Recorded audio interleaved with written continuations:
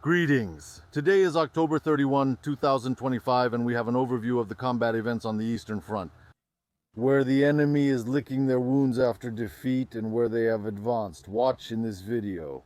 Let's go.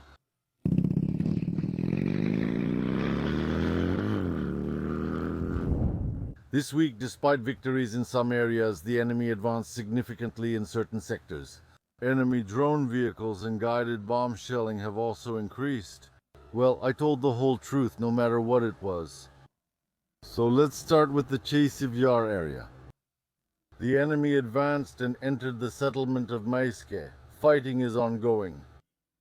After the enemy captured Stupashki and Predtekine, the occupiers are advancing further, and they are moving towards Konstantinivka and have reached the Dakas. Their pilots are already flying from these places.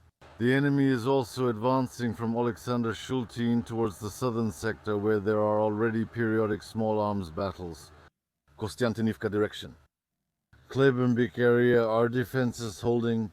The only enemy advance is about 500 meters between Katerinivka and Alexander Kalinove. No changes in Yablonivka. In the Rusyn Yar area, the enemy carried out mechanized assaults on Saturday and Monday using APCs, IFVs, tanks, and infantry. Absolutely all of them were destroyed.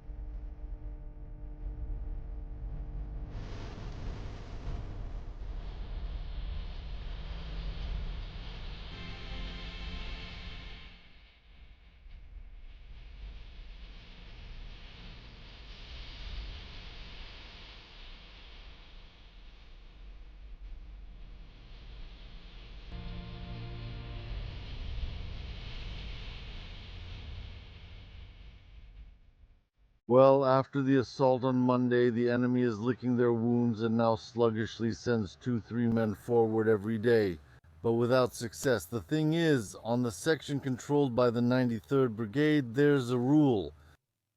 If we see the enemy, he must either be wounded or destroyed. There's no other option. Just observing is no longer an option. Detected, destroyed.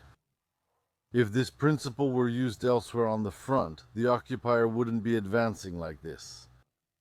Dobropilskyi direction. The armed forces of Ukraine have pushed enemy groups back from Novy Shakov, but the enemy carried out 2 mechanized assaults, one of them using about 31 pieces of military equipment and a lot of infantry, and specifically toward Vladimirivka.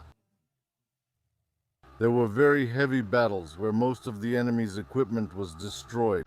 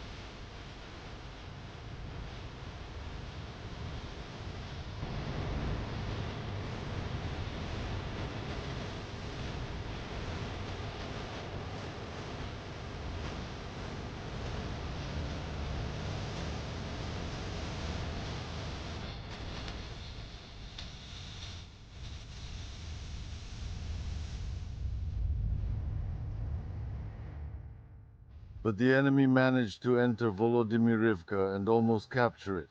There are still firefights on the outskirts.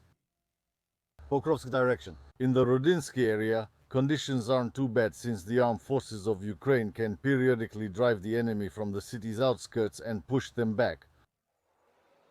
Things are very bad in Marnorad and Pokrovsk themselves. The enemy is entering the cities. It already reminds me of the last weeks of the defense of Bakhmut. There's no sign at all that the enemy is running out of steam, that they're lacking manpower, ammunition, missiles, or drones. So we don't stop, help the armed forces of Ukraine, and only together will we win, because we are invincible. Glory to Ukraine, glory to the armed forces, glory to the volunteers, and Putin is a jerk.